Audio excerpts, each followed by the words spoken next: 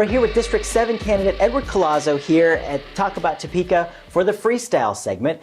We just ran you through the ringer with all the questions, and how we feeling? Oh, fine. This feels great. This has been a wonderful time. Excellent, excellent. Well, I wanted to find out more about your past. Like, Sure. Where are you from? Are you from around Topeka, or? I've been in Topeka since 1994. I came here to go to law school. Before that, I lived in Manhattan, Kansas.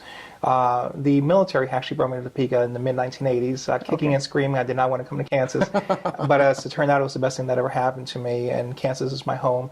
And I choose to live in Topeka. Again, I've been here since 94, and it's been wonderful to raise my children. What made you feel the call to serve the council? Well, I've always had a sense of civic duty.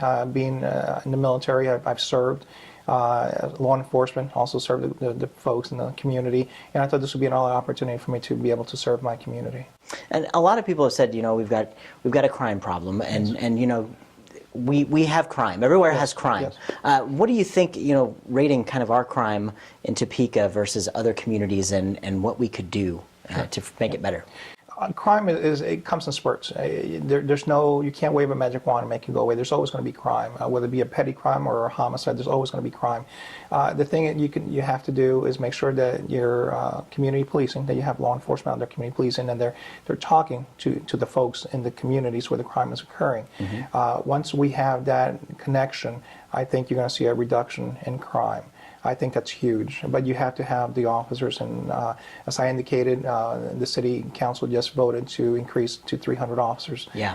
So they're going to be full staffed, and I believe that it's not going to happen overnight, but I think in the next 12 to 24 months you're going to see a good decrease in major crimes. And in District 7 particularly, what do you think is one of the biggest problems facing District 7? District 7 is actually very, very blessed. We are in the southwest part of Topeka. We've seen a lot of growth. It's primarily residential.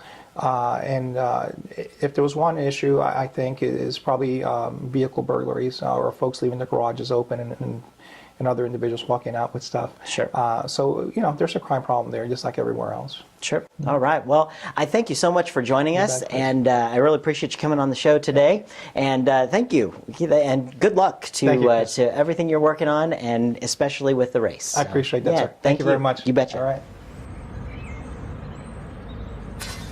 Thanks for tuning in to this episode of TalkAboutTopeka.com. I'm Chris Schultz. If you enjoyed what you saw here, you can help our guests by sharing our links with your friends. You can also find out everything that's going on with us by following us on our website at TalkAboutTopeka.com. You can also be sure to like us on Facebook, you can follow us on Twitter, or you can send us a message on Gmail. Thanks so much for tuning in.